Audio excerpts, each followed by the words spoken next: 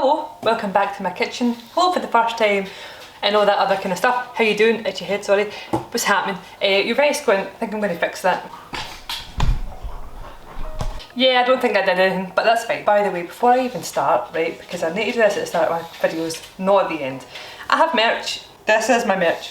It's a Ouija board. I've got TikTok, Instagram, Twitter, all that kind of stuff, right? Sweet everywhere. Just links below in that. So, I have a TikTok, and anyone that knows what TikTok is, you know that the algorithm of it kind of goes off what you like, the things that you watch the most, blah blah blah. I, surprisingly enough, watch a lot of baking things, and there's a lot of people that have small businesses or even medium-sized businesses where they basically make brownies and cookies and stuff, and then you can see what they're making, they show you making them and all that kind of stuff, and then you can actually go on their website and you can buy a box of whatever you want and ship it the next day, and you should have a big box of your brownies, right? Now, that's all good and well, all for supporting small businesses, fantastic. If you don't have the money for that, I'm going to show you something that I seen that I thought was, oh, it looked so good. I can't even remember what TikTok I seen it on, if I do remember, because I don't like a lot. The only ones I like are ones that I want to have to go back to try, and I didn't like this one because it didn't have a recipe or anything like that. It was just, I was like, oh that's nice. It was brownies, and on top of the brownies was like a caramel cereal cornflake layer. So you've got chocolate brownie, then the oh, it looked so good, right? So I was like, I'm gonna fuck about and try and see if I can make that. So I've made like my caramel layer. So I'd successfully done that, and I have made a brownie. I'm not gonna show you how to make a brownie because I've done it twice. If you wanna know how to make a brownie, it'll be in the eye somewhere if I remember to put that in. If not, it'll be linked below. And if it's not even there, then just Google it. But brownie, if you don't like my brownie, then you can just use any brownie. Fuck, buy a shop bought brownie if you really want to, and you can't be able to make a brownie. But this crispy thing on top, I think is going to be supreme. So today, we're just going to make the caramel crispy thing that goes on top, and then we'll go for there. Essentially, I'm going to take you over to the cooker, and we're going to boil some stuff, just kind of like the fudge, throw it all together, done.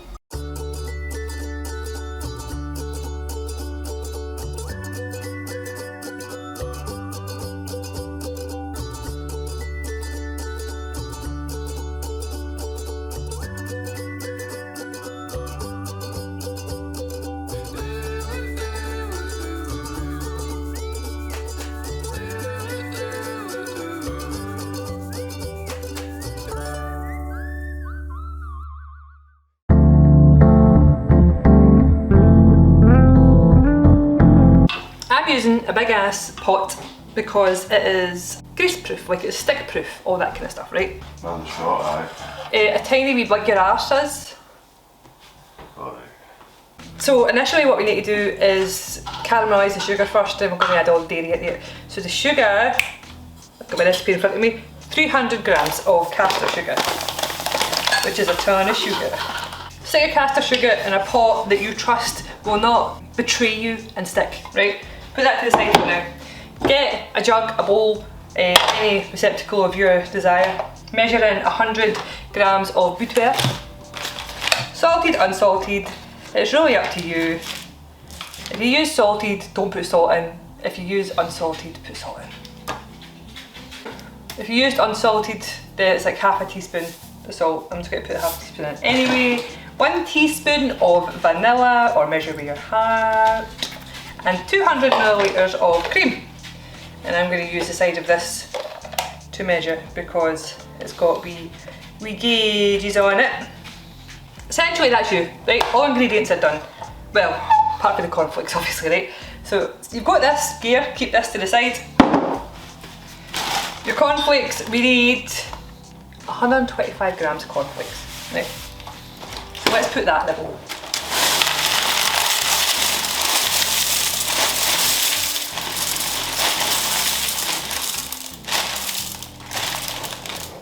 That's our cornflakes, right? That stuff, cornflakes, trusty pot. Now what we're going to do is take this pot over to the cooker, put it in a kind of medium, almost high heat, leave it alone essentially, give it the odd wee pokey stirry until it becomes a nice amber colour. Not golden, not like a dark brown, not a dark golden colour, a nice amber colour, and there's no crystals or anything in it, right? But I'll show you all that. Come with me, do do do do do do do do do, on a journey to the cooker. Boop, boop, boop, boop. Tailed, if you can see outside, go and edit that out. At this point, you're going to need like a sugar thermometer guy and a spatula fella. And as I say, just kind of leave it alone. She says I'll poke it, right? But let's just leave it alone. I'll come back to you once something starts happening. Right, something's happening. You can see it here. But again, we're just going to leave it alone. If you fuck about with it, you're going to create big crystallised bits. It's going to be a pain in the bum to try and squish them out and all that kind of stuff, and you risk kind of burning your sugar because you're fucking about with it and you're wasting time. Just trust the process. I will kind of just flick some sugar about, try and make it even Stevens. Now, I am not a patient person. Every bit of me wants to, but I'm not gonna. Yeah, I have to tell you now because it's imperative that you have this stuff ready. Once this is the colour it needs to be, I'm going to take it straight over to the other counter and pour in the stuff we have in the jug, like the cream and the butter and all that kind of stuff. And it's going to bubble up and spit at you and be really mad at you, but just don't let it bother you and forgive it. And once it's done that, we'll take it back to the heat. So be prepared with gloves, something maybe on the counter to protect the counter from the heat of the pan, your spatula, all that good stuff. Right, I'm going to give it a wee stir now, just to make sure we're all happy, because you can see that colour's really nice. So see if we can get all of this sugar just dissolved and we're good to go. There's probably people out there that work with sugar all the time that are like, no, that's wrong. But do you know what? I'm not that great with sugar. I did my best. I've never once tried to say I was a professional. Right, we're getting there. I've lost patience and I'm now fucking around with it when I shouldn't. Right, we're almost there. As soon as there's no more crystallised sugar in this, I'm happy with that colour.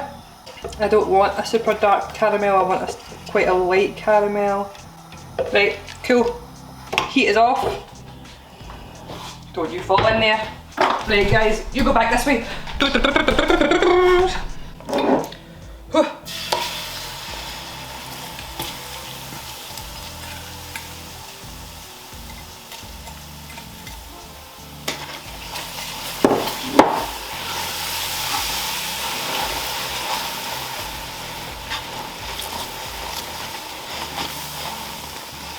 Right, so you're going to get this big wad of caramel that you think, oh my god, that's never going to do what I wanted to do. Look at that big thing in the middle. Trust the process, yo, trust the process. Because now we're going to put this back to the heat. Right. I recommend taking it off the heat when you put that caramel in, because you just don't want the stuff in the pan to like go any worse. Now, that does look scary, but trust me, yo, trust me. Right, back over at the heat we go. Now that we're back on the heat, we're going to stir this shizzle.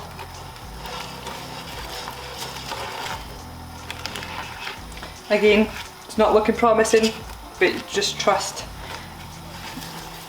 It did this the last time I made it, with the one I've just shown you, and you could see for yourself it looked okay. Now there's probably a much better way to do this. Again guys, not a huge great sugar person, but this way worked. So all we're doing is just stirring the big crazy lump. The more you stir, the more everything dissolves. And we want this mixture to get to 118, and then we take it off. That's where your sugar thermometer comes in.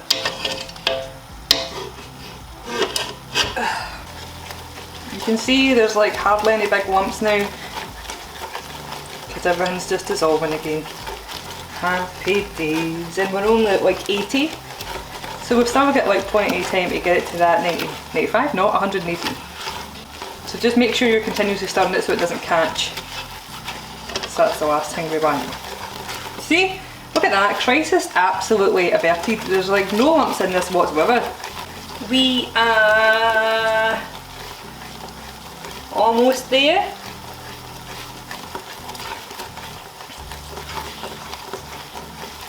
Right, because we're almost there, I'm going to move you back. I'm going to pour the caramel straight in here.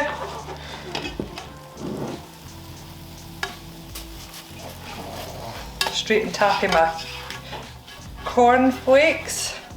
Right, goodbye pot, goodbye forever. And then get stirring this ASAP. Ah, that's hot. I should have mentioned earlier that your brownie needs to be cooled by the time you do this. But the fact that I picked up the actual dish with the brownie in it hopefully shows you that it was cool. So basically stir this until it's all fully combined and all the nice Rice Krispies are covered in the glorious caramel. Get your brownie, which is nice and cool. Get your caramel cornflakes.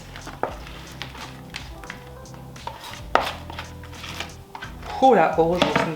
And then just spread over your caramel cornflakes all over your beautiful brownie. Oh, it's starting to go hard already.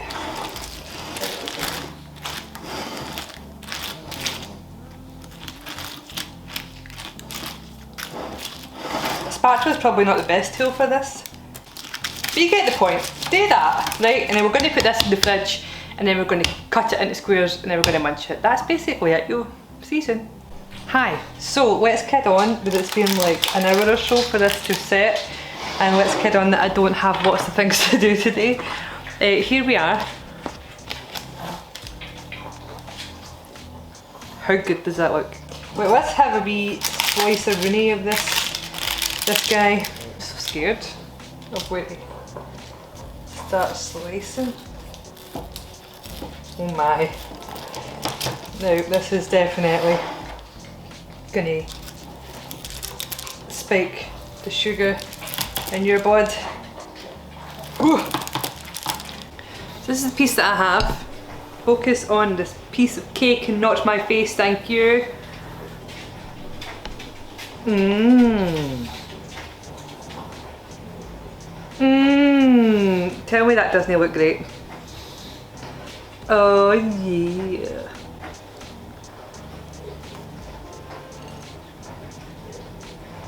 Mmm.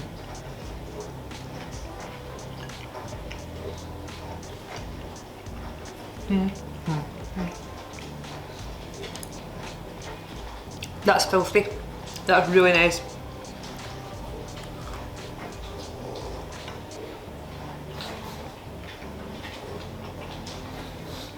Like,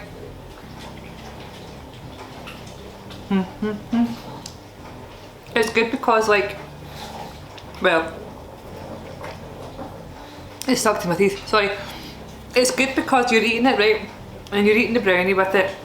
It's got that crunch, it's caramelly, and then as the brownie goes, all you're left with is, like, not all you're left with, but like, you're finishing off the crunch, and it's like, I think what would be really nice is adding some like chopped nuts in with the caramel crisps, like chopped peanuts and cornflakes through the caramel, and then adding chocolate on top, kind of like a Snickers bar, but like it's not got the marrowy bit, you know. That would be really nice with the salty bits of the nuts inside the caramel crispy bits. Yeah, amazing. Although I haven't had my dinner yet, so I'm not going to get any more. But yeah, I think it's fabulous. I mean, you could also even get pretzels and like smash the pretzels up, mix them with the cornflakes and the caramel on top of your brownie. Oh, that's filthy. That is dirty. And then drizzle chocolate on top and stuff. Oh, there's so many good things you could do. But now we both know that caramel recipe. Now we can throw in the batter caramel and then chuck it in Tapia brownies. What is life? It's just magical and exciting, and now we have all these things we can put in Tapia brownies. So if you like this video, please consider liking and subscribing, or don't. Be you, be happy, and I will see you later. Bye. Side note, I just made like the Crispies and put chocolate on them. It's not set yet, but then you've just got like caramel crispy bars you could make if you can't be bothered making a brownie. And that's also going to be delicious, so you can do that if you wanted to. Anyway, bye.